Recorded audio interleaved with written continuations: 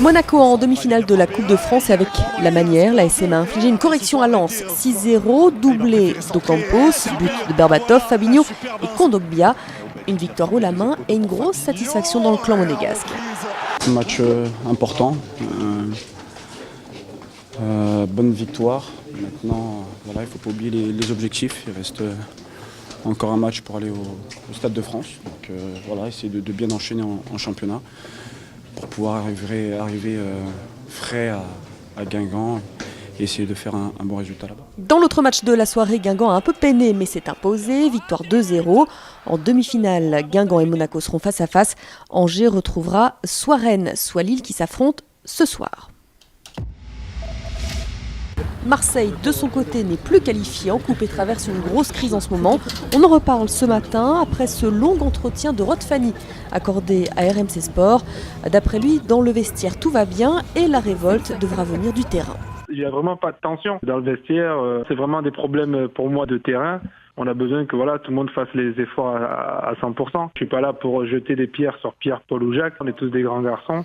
Et nous, entre nous, on se dit les choses. Donc, on peut se regarder dans les yeux et se dire ce qui va ou ce qui ne va pas. On n'a vraiment aucun souci. Personne s'est foutu sur la gueule. Mais des fois, on peut se dire les choses et ça fait partie aussi d'une équipe, de se dire des vérités. Que faire les années sans Coupe du Monde ou sans Euro? Eh bien, l'UEFA va plancher sur le sujet aujourd'hui. Elle pourrait d'ailleurs annoncer la création d'une Ligue des Nations, laquelle remplacerait les matchs amicaux de l'été, les années impaires. Elle offrirait également une troisième compétition internationale aux pays européens.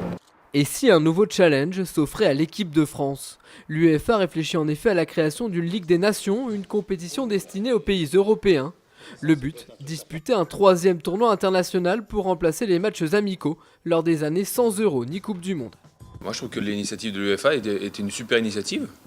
Plutôt d'avoir des matchs amicaux qui comptent pour du beurre, au moins il y aura un réel enjeu. Et je trouve que ce serait l'occasion aussi que peut-être à favoriser certaines nations qui sont certainement moins sollicitées pour justement faire des matchs amicaux, de vivre dans un vrai championnat.